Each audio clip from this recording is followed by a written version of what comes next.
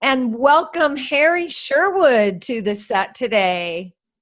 Thank you for having me. Super excited to be here. Yeah, so Harry, tell us a little bit about you and where you are in life and what brought you down this great journey you've been on. Yes, so I am a co-founder of consciously.org, where we educate people in holistic health and conscious lifestyle coaching. And that's a mouthful, and a lot of people say, that's great, I don't know what that means. And so what we really do is we help people through holistic health, through nutrition, meditation, homeopathy, a lot of the health side of things, get a good balance in their system so that when we start to address the deeper questions in life, who am I, why am I here, and how do I build a lifestyle around it, we're not leaving out them eating pizza every day or their mind being super anxious. So we're covering the whole system of who they are so that we can build up this life they've always wanted. And we have a great time doing it. And what led me to this journey was about a decade ago, I was just uncomfortable in my own skin. I was a football player, jock, partier, drank a bunch, chased women. I didn't have much purpose of my own. I just kind of felt like I was wasting time. And I felt alone in a crowd. I felt like even though I fit in, I didn't really fit in. And I couldn't put a finger to it. And it wasn't until a couple of years after that I started asking myself, what do I want to do with my life? What do I want to have as a career? And I was currently working and coaching sports performance coaching in football, and I was in college, and I finally just had enough. And so I went off on this long journey that led me to China, and I went and studied Tai Chi with the Shaolin monks there, and Qigong, which is meditation in motion, one might say, in tuning into the internal energy of our bodies that they call Qi. And that really started connecting me to a spiritual path. Then I came back to the States, and in Southern California in Escondido, I went and lived at an ashram, which is a spiritual gathering place, spiritual community. And this was yogic meditation. And I spent 6 months there, and I learned to meditate, and I learned the deeper path of yoga. A lot of people think of yoga as the asana, stretching yoga, but that's one step on an 8-step path. So I learned a lot of the depth behind that. I lived with yogis, I lived with monks, and I learned to go within for answers. I learned to go into the stillness and into the silence. And after that, I went back to school, and I spent the next 2 years studying religious studies, but I was able to I actually put it together, and I applied it to the board of LSNA, and this was at the University of Michigan. And so it was kind of religious studies. I like to call it consciousness studies, because it was mind, brain, and spirituality, psych and spiritual development. A lot of how does spirituality and mystical experiences affect us, and then socially and other perspectives, not just what is this religion, so on and so forth. And ever since then, I've just been on a deepening path of getting to know myself, of meditating, of Qigong, Tai Chi, of plant medicine ceremonies, of coaching meditation and holistic health and nutrition. And it's been quite the journey. And just finding my own path within the path. It sounds like it. So would you say that what led you down the path was what you just woke up one day and said, I don't want to be living like this? Or I would say that it was a progressive feeling of suffocation. As a kid, I actually tell the story when I speak, as a kid, I loved this show called Dragon Ball Z, which is more or less superheroes. And a lot of people can relate to that. They relate to loving Harry Potter or to the Star Wars saga. It's just something about the magic within it, the possibility of something more within that. And that lit me on fire. I remember there was this one episode where the main character transformed into this new higher level of himself, and they called it the Ascension. And it just, for that moment as a kid, this 11, 12-year-old, I was just left in awe. And I was just left in this state of wonder, like the laws of physics ceased to be in that moment, and anything was possible. And I never felt that again as the years went on and as high school came, and I was void of one of the most exhilarating feelings of my life. And it came from a cartoon show. And so I decided that I later learned that it was that suffocation that there was something about the mystical. There was something about the magical and that what if question. What if something more was out there that really started to, I couldn't put a word to it. It felt like there was something inside of me I wasn't honoring, I wasn't serving. And it was just this growing feeling that I was wasting my life. And I have a brother who's a chronic relapser and through alcohol and drugs and different things like that. And so I had that. I saw that my other brother now is doing well, but at the time wasn't doing the best. And I had friends who, we would party a lot, nothing crazy, but some of us were crazy. And so it was just like this, I felt just trapped in it. And like I couldn't get out of it because that was my friend circle, but I loved them at the same time. They're good people and we had fun. We just had a different type of fun than what I was looking for. So it was a growing thing that one day I don't even think it was one day. It was a progressive, I need to change and make a little tweak here, little tweak here, little tweak here. And then I finally took the leap. Just a gradual awakening. Yeah, gradual drowning, more like it actually, to want to awaken. And that reminds me of a quote that I haven't even thought of in a long time. Of when I was in the ashram, one of the monks used to say, a lot of people pray for realization or for enlightenment, but he says, don't pray for enlightenment, pray for the thirst of the water. Don't pray for the water, because that thirst is what's going to get you there. Mm-hmm. And that's really what it was, is the thirst just was never quenched and it only grew deeper. Yeah. Yeah. So tell us a little bit of like maybe some tangible ways that you've seen yourself shift and grow through this journey. Yeah, that's a great question. And I think I've got a couple different. One, I would say, is that I started to honor the voice within me. And because I always felt like I cared about others. I always have loved animals. I've been a caring person, but I never honored it. I never really gave it its own space to breathe. And I would say one of the biggest things is that I've really, when I was younger, my brother being sent away to boarding school, my dad really wasn't around, my other brother wasn't in the best place, I clung to my friend group to try to fit in. And so I got really good at becoming someone else so that I would fit in. And so one of the main shifts is that I honored the inner part of me that wasn't that person. And I really fought to be my most authentic self. Part of that was the goodness of my heart. A part of that was that I'm a vegan right now, and I very much stand by the nutritional aspect of that, as well as the environmental and the humane parts and different things. And I didn't honor that before because the current was headed this way, and I was trying to swim upstream. It was so hard, but I found my rhythm in doing it. So that's probably been the main thing, is who am I, and learning the answer to that. I didn't have an answer before. A lot of people, when they say, who am I? Well, my name is, I live here, this is what I do as an occupation. And it's very much surface level. And then if we dig a little, they get into more of their social identities and, I'm a white male at this age and all this stuff. And that was defining me. And I wasn't letting the inner me have a voice. So I really started to uncover who am I? What are my core values? Mm-hmm. What do I want to do with my life? But for real, if money was no object, what would I want to do with my life? And recently, something that we do with a lot of our clients, but I hadn't heard until I had already gone down my own path quite a ways, is often we hear, what would you do if you knew you could not fail? Which is a brilliant question. But the question that really hit me harder was, what would you do even if you knew you were going to fail? Even if you knew that there was no way you were going to reach that success you wanted, would you still do?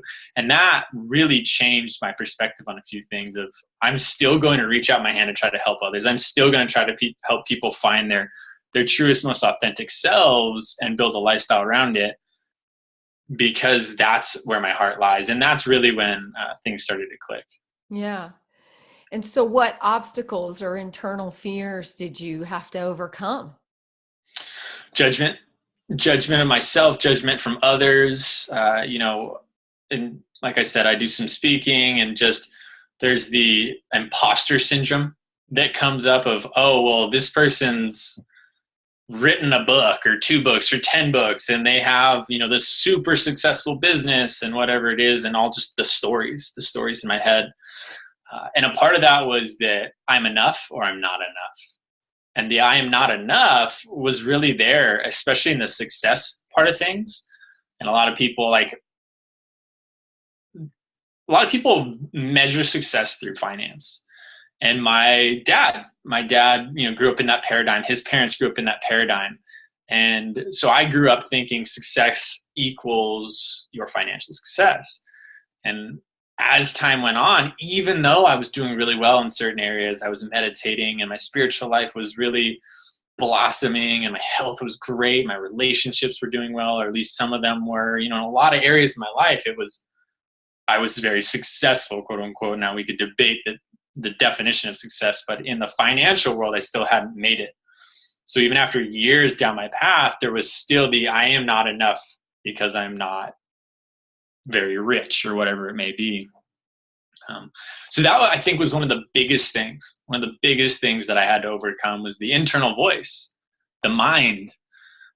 Michael Singer, I'm not sure if you're familiar with his work, but yeah, he says that the cause of all problems is the mind.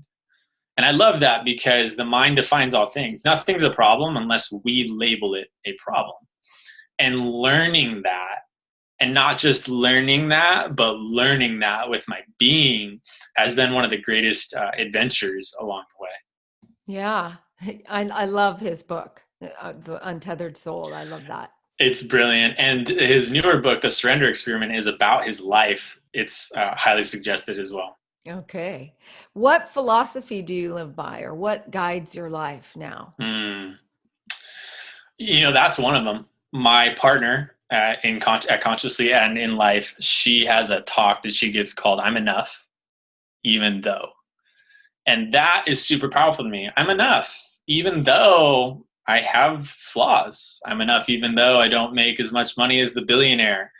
I'm enough, even though. So that's one of the philosophies, is I'm enough. And just being in that place. Yeah, I like that. Yeah. Like that. Yeah. And, I would say that my core philosophy is feel it. Feel and trust your intuition. We spent so long learning how to use our intellect, which is great. Don't get me wrong. The Western world is very much the intellectual part of the brain. That's fantastic. But it's very one-sided, and the intuition is something that a lot of us don't learn how to speak that language. But does it feel right to me? Not because someone told me to, not because this successful person said I should. Does it feel right to me? And to be guided by feeling instead of thought, instead of fear. Just feel it and then sit in that place. Or intuitive. Yes. Feeling with your gut. Absolutely. And I guess I should define, because I don't take emotions and feelings the same thing. Emotions to me are a part of just the energy system around us that can be positive or negative, very, here and there. Feeling is the deeper part of ourselves, the conscious awareness that is aware of the emotions and the thoughts. So yes, absolutely, the intuitive part of ourselves. Yeah. Who do you think has influenced your life path, or who's been your greatest role model? So many people in so many different ways. What came directly to my head was my oldest brother. His challenge with addiction has opened my eyes more greatly to battling demons, so to say, battling habits, battling a lot of things that people either understand all too well or don't understand enough. And so that's been an eye-opener. That's really helped me recognize my own addictions within myself, my own habits that lead me towards a loop. That's been big. I would also say that, so actually, funny story, when I was living in the ashram, one of the monks that I lived with, I'm not able to say his name, but he grew up or was friends with Michael Singer for, I don't know, a decade or two before he went and became a monk. And they had a very similar philosophy: the witness, become the conscious awareness behind the thoughts and the emotions. And living with him was absolutely profound. I mean, just being in his presence for 5 to 10 minutes, you would walk away just with a silent mind. It was amazing.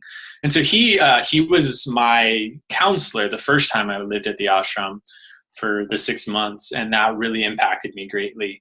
And I often think of him as one of the more of the Yodas of my life. He's definitely fits that role. Well, what tidbit or monumental piece of advice or wisdom can you impart on our listeners?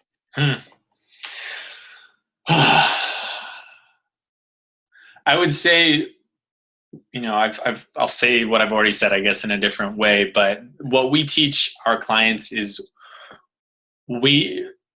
along the way, we'll have teachers, we'll have great lessons, we'll have a lot of different things that show us different parts about ourselves. But in the end, the most important teacher and the most important guide is ourselves. And in order to find that out, we need to spend time with ourselves, and we need to find out what we call our true north. If I don't know where my true north is, if my compass is just spinning in circles, how am I supposed to make my way through life authentically? So diving deep, who am I? Why am I here? If that why is, a small why or a large why, it doesn't matter. But at my core, am I guided by my heart, or am I guided by someone else's belief systems? And then I need to find out what's right for me. And so find your true north in life. And that starts with finding out who you are and what you value at the core of your being. And how would you suggest somebody go about doing that if they're feeling stopped from living the life they really want to be living right now? That's a great question. There's a lot of ways to start doing it, but the most important that I've found is to start to get to know yourself without the noise. And meditation's a brilliant way to do that. A lot of people think of pollution. We think of, air and smog pollution, toxic pollution, food pollution. But noise pollution is actually something that keeps the monkey mind wound tight. And if we take some time to just spend some time in silence and stillness and just allow our bodies to start to release the tension and that noise pollution, we start to become more aware of our thought patterns and how they're formed and all the depth of them. And then we can start to realize, I am not my thoughts. I am the witness behind them. So I would say finding a good place to start meditating, whether that's finding a spiritual path that has meditation, or finding the Calm app and just starting to use different apps that are coming out. Or coming to visit me. There you go. Perfect. Yes. I love that. And it's just learning that process of silencing the constant stream of thoughts. And what we teach which is an eye-opener to say the least to some people, is, hey, try to stop thinking for 5 minutes. You know what? Try to stop thinking for 4 minutes. Oh no, you know what? Let's take it down. Try to stop thinking and we take it down to like 1 minute, maybe 30 seconds. And it's amazing that people are like, oh my gosh, I always thought I controlled my thoughts, but I just have this machine up here that just won't stop. And once we start to separate ourselves from that, I think is one of the greatest ways to get to know yourself. Yeah. Well, where can people learn more about you, or how can they get in touch with you? So consciously.org is our website, and we have a contact us on there that is, it's my partner and I, it's our business. So we respond directly to that. The number on there, you can call us and we'll answer. I believe you called that and I answered directly. Yeah. And so those are the best two ways to contact us directly. If you're interested in working with us, we have the Conscious Lifestyle Program, which is a 6-month, I would say, intensive program. It teaches meditation, nutrition, homeopathy. It's, like I was saying earlier, it's the whole life, redesign yourself to create the life that you want. And that's on our website under programs. Those are the best ways. We have social medias, Consciously and Consciously.org. On a couple different social media sites. We don't spend a lot of time on them. Honestly, it's not really quite our thing. We've probably been posting some little things on Instagram more than others, but it's not really our thing. Yeah, not in the business we're in. Not so much, not so much, and we're trying to find our own energy and vibe within it, which has been nice. But it came much more from a should when we first started, and now we're like, okay, we're taking everyone else's shoulds out of the way, and what is just our energy? Exactly. It's been a little tricky on my Yeah, end too, to I was gonna say, I'm sure you understand. find the balance, because the last thing I want to be doing is sitting behind a computer and posting things. I want Right. to be face to face with people, and that's exactly what we're all missing, I think, right now. It's social media and the internet and technology is definitely creating a different human interaction, and I think in some ways it's great. In other ways it's disconnecting that energetic connection of the in-person or the voice. So I couldn't agree more. Well, and what I noticed too, as a parent of two teens, is that for me, it feels as though it limits my ability to parent in some ways, Mm, because they're having conversations I'm not a part of. And if they're having an issue with a friend, or they watch another friend have an issue, I don't know about it. So I can't guide mm. what I don't know. Yeah, that's interesting. So I like that that. that part for me, I went to the Wisdom 2.0 conference up in Mm, the Bay Area earlier this year, and one of the guys is from Google, creating a I can't remember what the name of it is, but it's about conscious consumption of mm, social media and all of it. And his suggestion was that you turn off all the color to your phone, that it's just in grayscale mode, because the moment you pick it up, it's designed to persuade you of something. And if you mm. can, for the very minimum, get rid of the color, because the color is also designed to pull you in, then what you're watching and what you're looking at and scrolling through is simply in black and white and gray. So you really are going to land on what is really of interest, rather than what's pulling you and trying to persuade you. That's fascinating. Yeah, isn't That it? is fascinating. Yeah, I like that. I like that a Yeah. lot. He also recommended, and I love this too, is that you take all social media apps off your phone, Mm, every last one of them. I like And that. so then you simply have the only reason you need to communicate: a telephone, your contacts, your calendar, what have you. I like Yeah, that too. yeah. But yeah, that was a great conference, and then I like that suggestion too. Well, I am so thrilled to have had you today. Is there anything you want to add to my little audience here? I'm just so glad that a podcast like this is out there. I've done quite a few, and just the focus on the spiritual, the focus on overcoming things in our way in our life, and knowing that whatever level of success, back to that word again, someone is, they're struggling with something. They're working on themselves in some way, shape, or form, and platforms like this are a great way to share that. And so I honor you for doing this. And yeah, anyone that's listening, I would just say that the more that you can trust your intuition, even if you're wrong for the first full year, even if you get it, just it's super hard to understand. The more you trust yourself and you put that trust in yourself, the more it will become easier to learn how to listen to that inner guidance.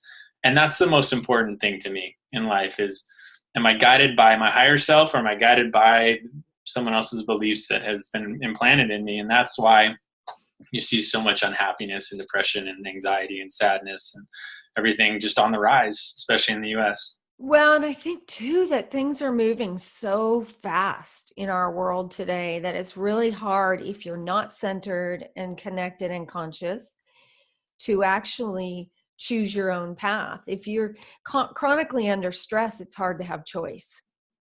You It's have true. choice when you're calm and you're relaxed and you can actually tune in and listen to what's going on. Then choice shows up. Yeah. Yeah, I like that. My Yeah. intuition is telling me, oh, that's a great answer. Yeah, I used to live in a life of just being so crazy. Just I call it hyperventilating through my day, because that's Mm, how I was. I needed a to-do list. I needed to be moving all the time to feel accomplishment, to feel some sense of accomplishment and feel some sense that my day was worth something. And I was upset if I had to bring something from today's to-do list to tomorrow's. It somehow made some message to me that I didn't quite get there. right. And I just remember waking up one day and just saying, I cannot live like this anymore. This is just not who I want to be. I didn't even like who I was. Just Yeah. constantly on edge, interrupting people, talking over people, having my opinion be the most important opinion, all of that. And I was like, I don't like who I am. Something has to shift. And that's when Right. I started meditating. I love that. And that takes a level of awareness. And my friend who is very much in this same space, but his business is helping businesses find exactly how to speak their gift to their audience. Yeah. He often talks about that same thing. And it's, if we want to share our gift with the world, we have to be aware. And what level of awareness are we at? And then when we're speaking to our audiences, are they aware of where they are? Or do we need to show them what's happening and then bring them along? Or are they aware of what's happening? Then we bring them along, and it's the awareness is so important. Well, sometimes it's almost like the difference between a kindergarten teacher and a college professor, right? In the kindergarten Mm, teacher, she's going to break down the lesson into tiny, tiny bits. And the college professor doesn't need to break it down quite so small because right. of the level of awareness. And I find that pretty much daily when I'm teaching. It just depends on who walks through that door, where their level of awareness is. What I love is that you wouldn't you wouldn't get in touch with me, or you wouldn't walk through my door unless you had something gnawing at you saying, There's a reason that they're there. it's Yeah. time. It's time for a shift of some kind. And a lot of times people come through the door, they have no idea why they're there. They Mm, just, I think it's an intuitive sense and a feeling that they have that something has to shift, kind of the way I had. Or yeah. I don't know how to make it happen, but I've got to make it happen. Right. Something's got to give. Mm-hmm, Yeah. I mm-hmm. like that. Yeah, yeah. Well, it's been an absolute pleasure. I hope that you'll come and visit Life Illuminated again sometime in the future. Yeah, that sounds great. And thank you for having me once again. This was great. I loved it. Yeah, thanks a lot and have a wonderful day. Thank you. You too.